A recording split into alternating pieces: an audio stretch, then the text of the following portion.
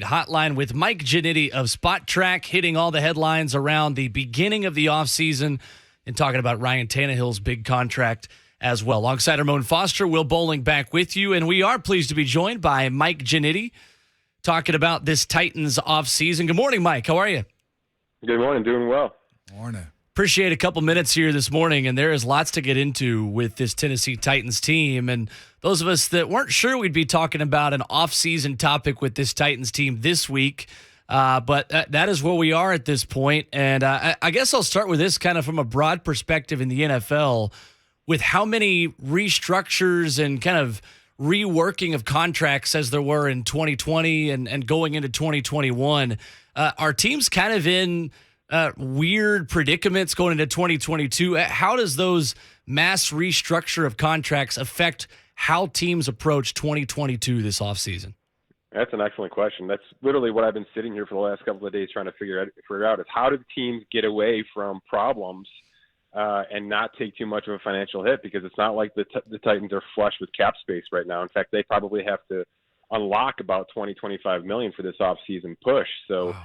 You know, what do you do with situations like a Julio Jones and, of course, a Tannehill, a couple other players that are at least questionable right now, right? Like fringe bubble players because of how quickly things have to improve for this roster, which is not going to be a rebuild. This is not a rip the Band-Aid off moment for Tennessee. So your question is on par. There were, dozens of restructures across the league, and Tennessee had 4 or 5 big ones.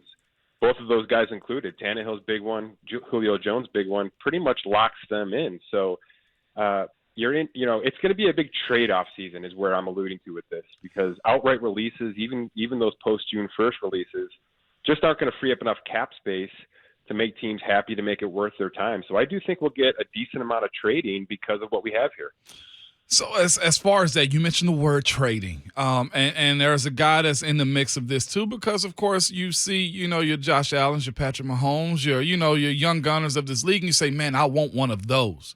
And right now that's where this fan base is, as according to Ryan Tannehill. So I'm asking you, this $57.4 million cap hit, where does that actually sit as far as trade value? Is that even a conversation to be had when it comes down to finding a guy or finding a team for Ryan Tannehill, if that's the case?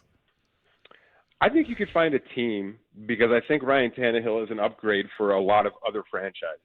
The question to me is, how do you upgrade? Right? What are you getting back, or what are you drafting, or what kind of lightning are you going to find in a bottle that is an actual upgrade to Ryan Tannehill? And I realize he has his decision-making woes, and there are throws that he needs to make better, but to me, that's the question with a lot of these organizations. Like, I put the Colts in this conversation. I put the Vikings in this conversation. The Browns as well. Like, are you getting a slam dunk upgrade by making a rash move in the next couple of weeks, or is it better off you just kind of let this thing ride out, improve what's around him, and see what you can do for one more season? I tend to sit in that boat with Tannehill, because you're right, the money is ugly, but you can free up $29 million of cap if you trade him after June 1st. So there's a move financially to make here, but what are you getting in return for it? Yeah. So, and because of that, you're talking about teams restructuring and pushing back. As far as the Titans go and the players who they're getting paid right now, how far do you push out these restructures, and how much can you bounce? Like, is there a team out there that pushes back salaries and restructure to where it's like, okay, it's going to hit a head sooner or later? Yeah, the Saints, and that's probably why the coach is about to quit. I mean, they're at that breaking point. They really are. They're at that point where they weren't, getting free wins with a quarterback position, and they have to rebuild from that spot. So I understand why Sean Payton is thinking about running away from this, because the finances are ugly, and you're not just getting 9-10 wins without doing much on the field anymore. So there is a price to pay with that. But I have to say this: last year's salary dump, because of the pandemic, really hurt those teams specifically. That was something that they weren't budgeting for, and I don't know if we're going to have that ever again. We're jumping back up to this year. I expect a massive jump next year. So to answer your question, I don't think teams feel uncomfortable at all about pushing out 5 years, adding void years, things like that. So players like Kevin Byard, Bud Dupree, you got to do it. You got to just push out that restructure and help yourself out right now. Mike Ginnitti of Spotrac with us here on 104.5 The Zone. Mike, when you look at the cap hits and the amount of dead cap, there's one number that sticks out for the Tennessee Titans, and that is the left tackle. Taylor Lewan is a guy that a lot of people are going to talk about when it comes to moving on from him because his dead cap is much, much lower than a lot of the guys around the same cap hit number as him.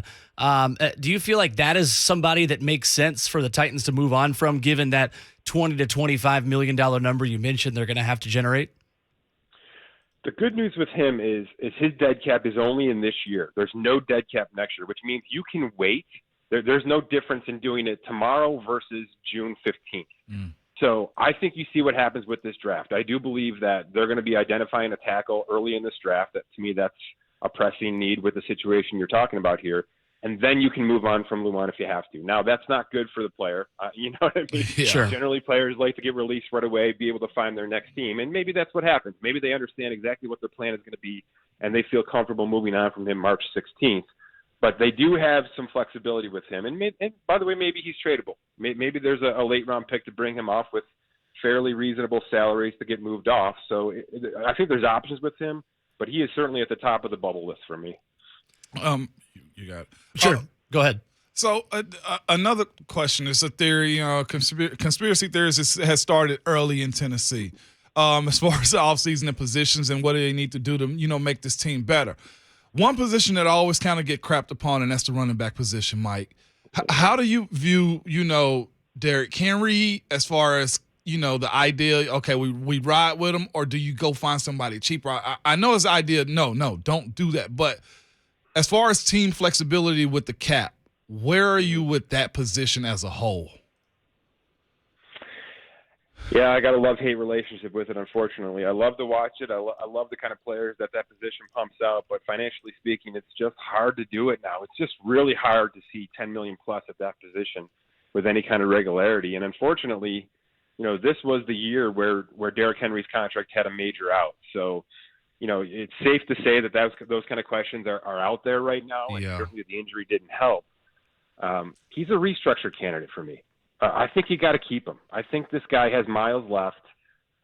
You do have some deficiencies with Tannehill, as we mentioned, and I believe you're going to have to keep him for one more year.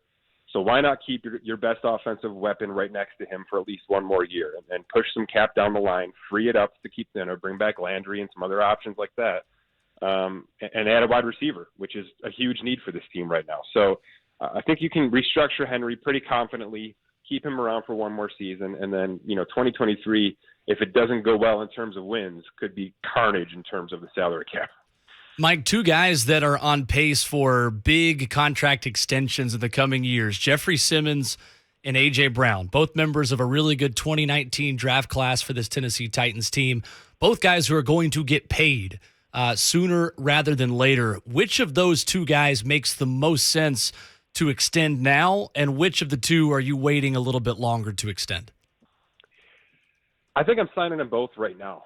I know that there's not a lot of cap to be thrown around right now, but I'm not worried so much about the cap because generally with these extensions off of rookie contracts, you can keep that first year cap hit pretty neutral.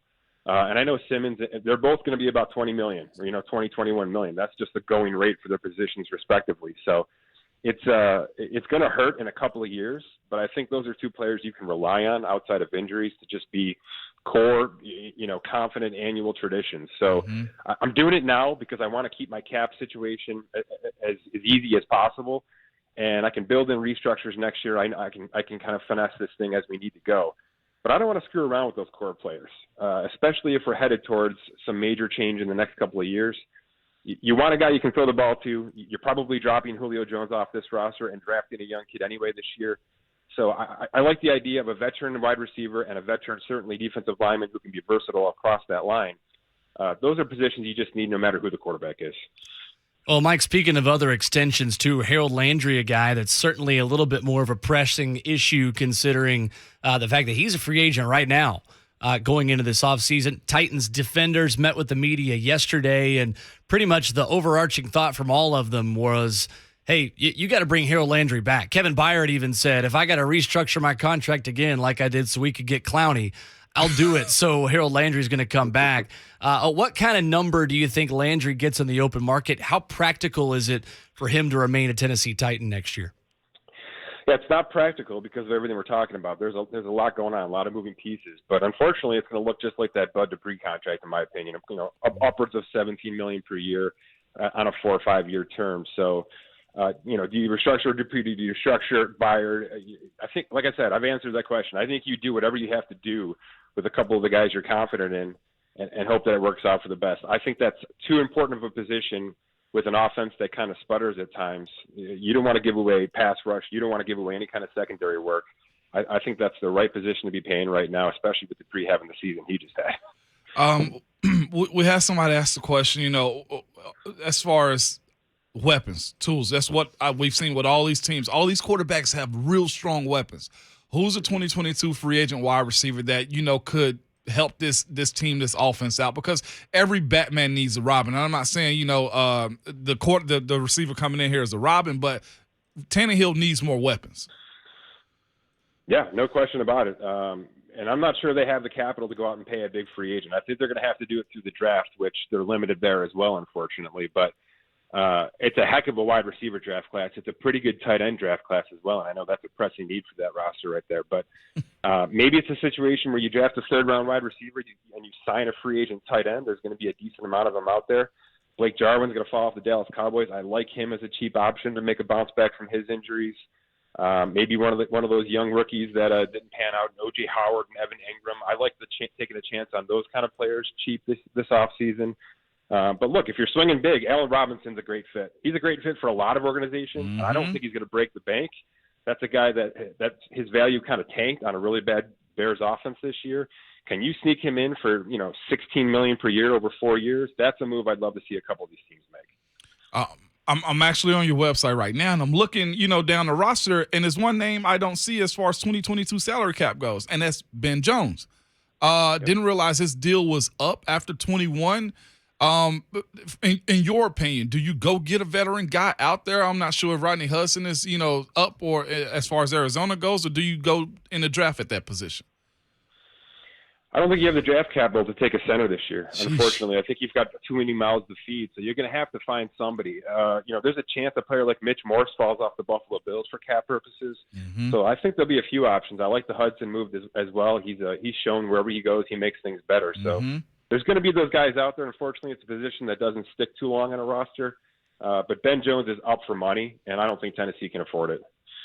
Mike Ginnitti of Spotrac with us here on J-Mart and Ramon. Mike, of the 4 teams that just began their off seasons, which of these 4 teams is in the worst salary cap spot? I know there's been a lot of talk about Green Bay and the guys they got to extend, and obviously Aaron Rodgers' future. But where do the Titans kind of stack up against the other teams that just started their off seasons over the weekend?